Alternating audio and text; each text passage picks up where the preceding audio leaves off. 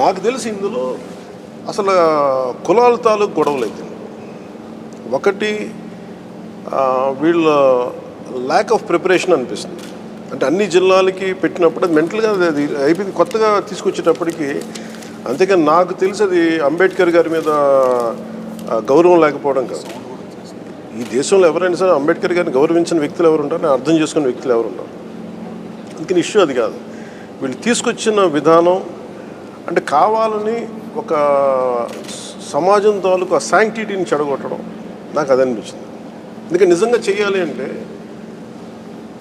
ఒకటి ముందుగానే అనౌన్స్ చేసి లేదు, అప్పటికప్పుడు ఆ పరిస్థితుల ప్రకారం వచ్చేసినాయనే వాళ్ళు చెప్పిన వాదనే కరెక్ట్ అయితే 30 రోజులు ఇచ్చారంటే కొంత అసమ్మతి ఉందనే కదా అర్థం. కనీసం ఒక మండలి ఉదాహరణకి అనంతపురం జిల్లాలోనే కొన్ని మా జిల్లాలుగా మా సత్యసాయి జిల్లాకి కొన్ని జిల్లా హెడ్ క్వార్టర్స్ మారుస్తున్నప్పుడు మా వాళ్ళే కూర్చోబెట్టి చాలా బలమైన ఫైట్ చేశారు.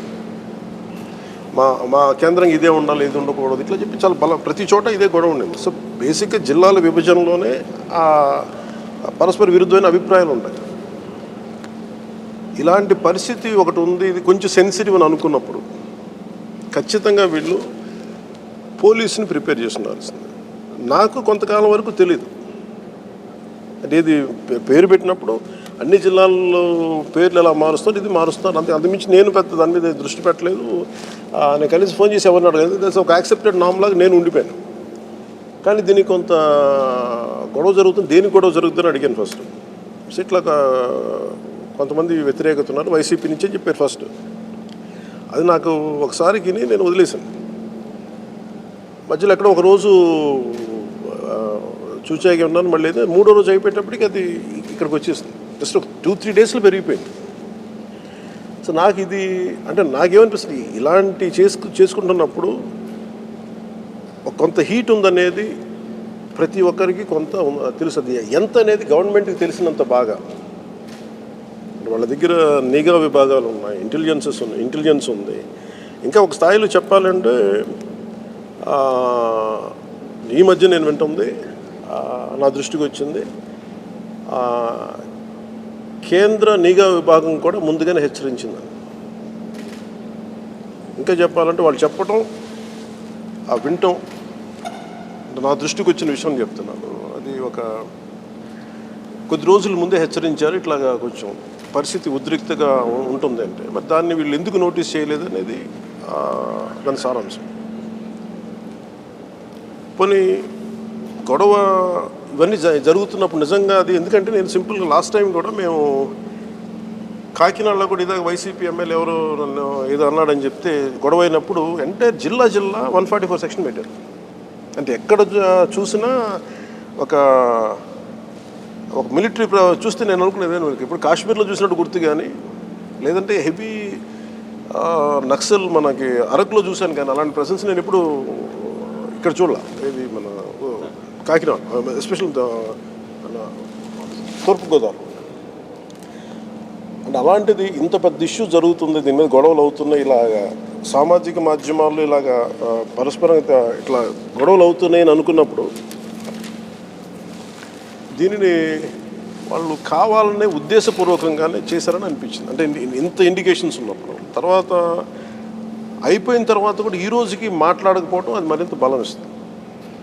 ఎవరైనా ఏం కోరుకుంటాం, నో మ్యాటర్ ఎంత పొలిటికల్ పార్టీస్ అని ఎవరైనా సరే సమాజాన్ని ఎంత విచ్ఛిన్నం చేసేయకూడదు. ఎందుకంటే ఒకసారి కులాల పోరు స్టార్ట్ అయితే అది ఎటు దారి తీస్తే ఎవరికి తెలియదు. అది బేసిక్ ఫండమెంటల్ రెస్పాన్సిబిలిటీ.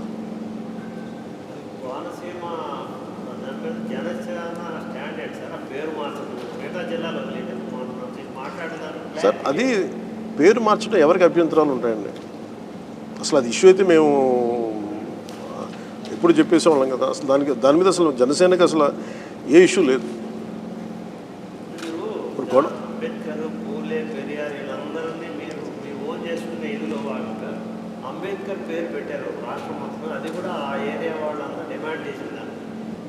అంబేద్కర్ గారి ఇష్యూ కాదు. ఒక పార్టీలో 2 వర్గాల మధ్య గొడవ, దాన్ని కులాల మధ్య చేస్తే ఎట్లా? ఈ రోజున ఏ పార్టీ గెలవాలన్నా ఒక కులం బేస్ మీద గెలవలేము. ఇంకా అంటే చెప్పాలంటే ఇది నాకేమనిపిస్తుంది ఇవన్నీ చూస్తున్నప్పుడు, బహుజన సిద్ధాంతానికి వ్యతిరేకంగా ఇది పన్నాగమని అనిపిస్తుంది.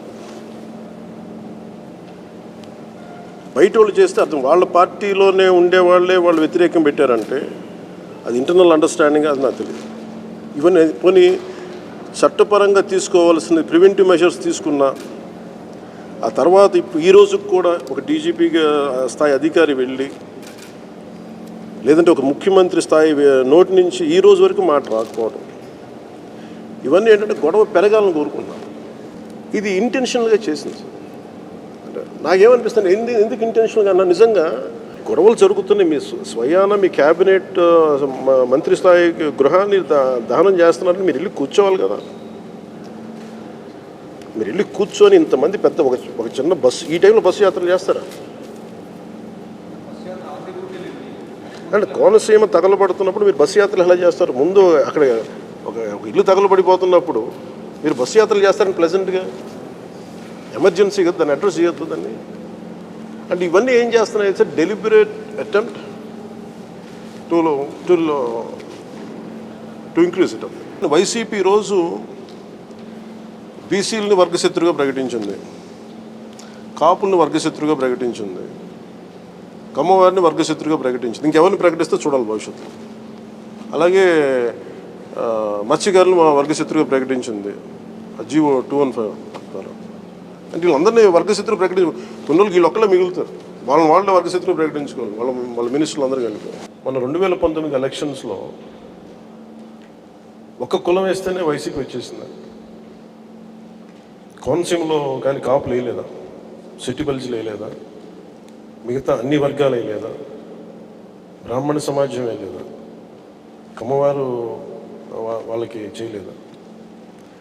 ప్రధానంగా వాళ్ళకి సంబంధించిన రెడ్డి సామాజిక వర్గం ఉండొచ్చు, కానీ మిగతా సామాజిక వర్గాలన్నీ కలిస్తేనే కదా వాళ్ళకి అంత గెలుపు వచ్చింది. 150 సీట్లు ఎలా వస్తాయి? ఇంపాసిబుల్గా.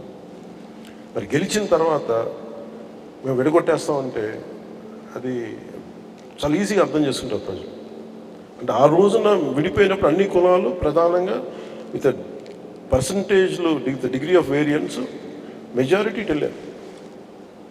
మరి వచ్చిన తర్వాత ఈ రోజు కూర్చోబెట్టి అలా ఎప్పటికీ జరగదు. ఇంకా ఒక స్టాండ్ తీసుకున్నప్పుడు యూనిఫామ్గా ఉంటుంది. అంతేగాని నిజంగా నా మీదే ప్రేమ ఉంటే ఖచ్చితంగా నేనున్న కులం నుంచి రావాలి కదా. అంత రాలేదంటే అంటే కులం ప్రాతిపదిక కాదని అర్థమవుతుంది కదా. మేబీ కొంత పర్సంటేజ్ ఉండొచ్చు, నాకు తెలియదు. నేనైతే జనసేన పెట్టినప్పుడు మేము కేవలం ఒక కులాన్ని ఆధారం చేసుకుని నేను రాను. నేను దాని మీద బేస్ చేసుకుని ఎప్పుడు మాట్లాడలేదు, దాని మీద బేస్ చేసుకుని కూడా రాజకీయం చేయాలి.